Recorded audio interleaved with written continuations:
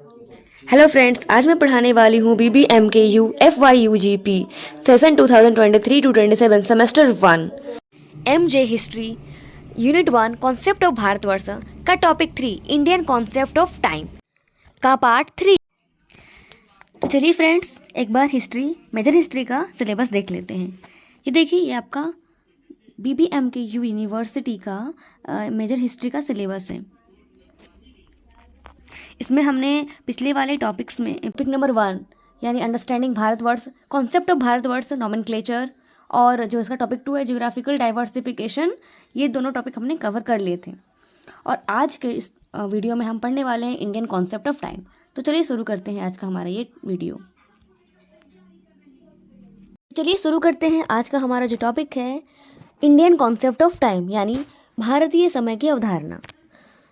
इसमें हम पढ़ेंगे कि भारत में यानी हमारे देश भारत में समय को लेकर कैसे अवधारणा रही है। ठीक है, तो समय ब्रह्मांड की उत्पत्ति और मानव सभ्यता के विकास के साथ अस्तित्व में आ चुका था।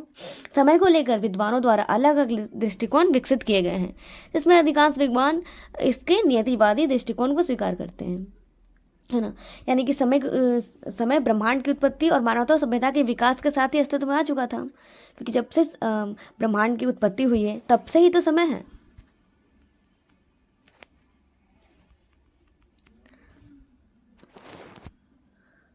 मानव चेतना के विकास के साथ साथ समय संबंधी अवधारणा में समय समय पर परिवर्तन होते रहते हैं। मानव अपने चारों ओर से घिरे प्रकृति संपदा, सूर्य, नदी, झरने, पर्वत, पहाड़, फल फूल, धूप छांव, दिन रात, जीवन मृत्यु और ग्रह नक्षत्रों को देखकर चमत्कृत होते थे। इन सभी में कुछ ऐसा था जो नियंत्रण से बाहर था। इस नियतिवादी दृष्टिकोण ने समय का ज्ञान करवाया और मानव जाति ने इसे समय की संज्ञा दी। यानी मानव तो शुरू से ही जिज्ञासु रहा है, तो वो अपने चारों तरफ घिरे हुए प्रकृति संपदा, सूर्य, ये सब देखता था। यानी जैसे कि सूर्य ढलता है, सूर्य का उदय होता है, सूर्य का अस्त होता है, दिन होती है, रात होते हैं, तो ये सब मानव देखता था। तो उसमें उसने सोचा कि ऐसा तो कुछ तो है जो कि कभी बदलता नहीं है।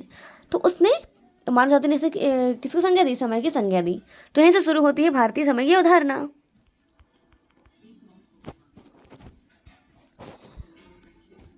प्राचीन भारतीय विद्वानों एवं वैज्ञानिकों ने समय एवं अंतरिक्ष अवधारणाओं को एक साथ समझा और अध्ययन किया, क्योंकि समय की अवधारणा अंतरिक्ष, ब्रह्मांड और उसके ग्रहों की चाल एवं घूर्णन गति को आधार पर ही निर्धारित होते हैं, है ना। यानी प्राचीन जो विद्वान थे और वैज्ञानिक थे हमारे, उन्होंने समय और अंतरिक्ष को एक ही साथ उनकी अवधारणा को समझा, क्योंकि अंतरिक्ष, ब्रह्मांड, ग्रह, नक्षत्र जब से बना होगा तभी से तो समय भी बना होगा। क्या हो गया?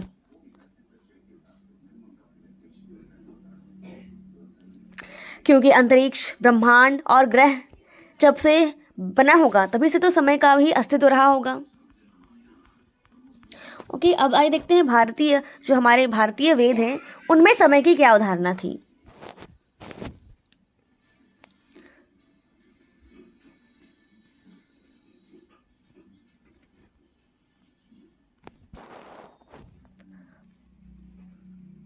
तो आइए देखते हैं कि जो हमारे भारतीय वेद हैं उनमें समय की क्या अवधारणा थी। वेदों में समय की अवधारणा, तो नासदीय सूक्त के अनुसार सृष्टि की उत्पत्ति जल से मानी गई है। इस धारणा के अनुसार जल सृष्टि निर्माण में सहायक बना। पंच तत्वों अग्नि, जल, वायु, पृथ्वी, आकाश में जल सर्वप्रथम आया, उसी से बाकी का विकास हुआ है। यह सीधे सीधे अनुभव से जन्मा दर्शन था। जल से प्रकृति हरियाती है, जीवन संभव हो पाता है। नासदीय सूक्त ऋग्वेद का ही सूक्त है, उसके अनुसार सृष्टि की उत्पत्ति जल से मानी गई है ना। ऋग्वेद के अनुसार सृष्टि के प्रथम कारक सत्ता होने के कारण जल सबसे महत्वपूर्ण है। यानी ऋग्वेद के अनुसार जल ही सबसे पहले आया था, यानी जल से ही बाकी जीवन की उत्पत्ति हुई है, ऐसा ऋग्वेद का मानना है। दूसरी धारणा के अनुसार भूत, वर्तमान तथा भविष्य के रूप में घटनाओं के साथ घटते जाना समय का स्वभाव है। वह केवल घटनाओं के क्रमानुक्रम का साक्षी है, बल्कि उसका हिसाब भी रखता है। उसकी न शुरुआत है न अंत। समय को लेकर ये दोनों ही धारणाएं आज भी उसी रूप में विद्यमान है। यानी ऋग्वेद में तो आपको पता है कि कहा गया है कि जल से ही सभी जीव का उत्पत्ति हुई है। और दूसरी धारणा ये भी है कि जो समय है वो भूत, वर्तमान, भविष्य में घटनाओं के साथ घटते रहता है, और जिसका ना शुरुआत है ना अंत है, वही तो समय है। तो वेदों में हम समय को है जो 4 भागों में बांटा गया है। देखिए क्या क्या है। सतयुग जो कि है 17,28,000 वर्ष तक, और त्रेता युग जो है वो है 12,96,000 वर्ष तक का था। द्वापर युग था 8,64,000 वर्ष तक, और कलयुग जो है वो है अभी जो कलयुग चल रहा है 4,32,000 वर्ष तक। ठीक है, तो ये थी वेदों में समय की अवधारणा। उसके बाद एक ग्रंथ है सूर्य सिद्धांत। तो देखते हैं उसके अनुसार समय की क्या अवधारणा थी। सूर्य सिद्धांत पहली सहस्त्राब्दी ईसा पूर्व की ज्ञात सबसे पुरानी सटीक खगोल विज्ञान पुस्तक है। यानी सूर्य सिद्धांत जो है सबसे पुरानी खगोल विज्ञान पुस्तक है। खगोल विज्ञान जो कि समय और अंतरिक्ष के बारे में बताती है, वो पुस्तक है। तो ये सबसे पुरानी पुस्तक है अभी तक की। यह आश्चर्यजनक रूप से सटीक है, मतलब इसमें जो भी जानकारी है ना वो सही है।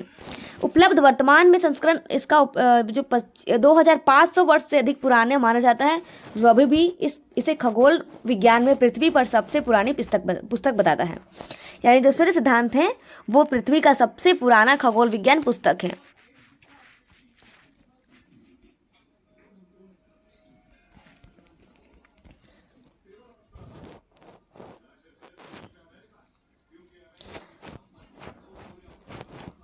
तो सूर्य सिद्धांत का उदाहरण आर्यभट्ट की रचनाओं में भी मिलता है ना। सूर्य सिद्धांत जो आर्यभट्ट ने रचना की थी उसका भी जो उल्लेख लेकर किया था अपनी रचनाओं में भी। उन्होंने जो बताया था कि पृथ्वी का अपनी धुरी पर घूमता है तो दिन रात होता है, तो ये सब सूर्य सिद्धांत के आधार पर ही बताया था।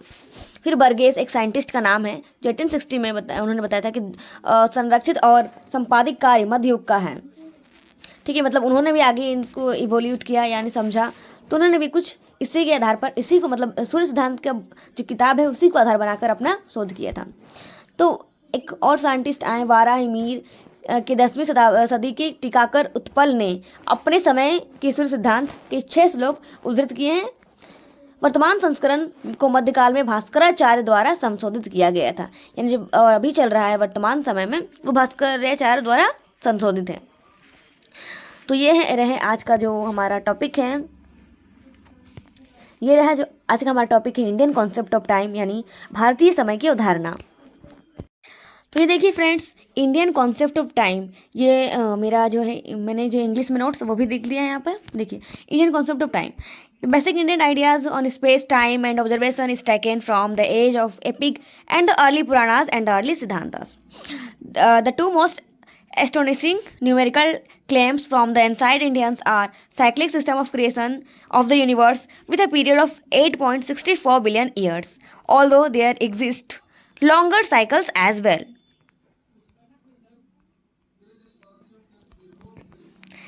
यानी जो इंडियन कॉन्सेप्ट ऑफ टाइम है वो बहुत ही पुराना है, और ये बहुत ही मतलब जो शुरुआती धारणा थी वो पुरानों के समय से ही आ गई थी।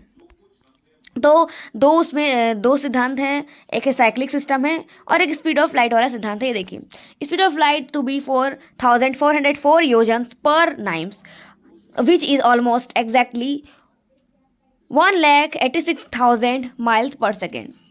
Within the Indian tradition, scientific knowledge described as much aspect of outer reality of the topography of the mindscape. यानी इंडियन सिस्टम है टाइम का, उसमें साइंटिफिक जो रीजन है यानी साइंटिफिक जो कॉन्सेप्ट है वो उसको भी बहुत अच्छी तरह से समझाया गया है समय की अवधारणा में हमारी। तो देखिए वैदिक साइक्लिक में टाइम की क्या स्थिति थी, वैदिक टाइम साइकिल क्या है। Then we come to our Vedic or ancient age called Kalpas, Manvantars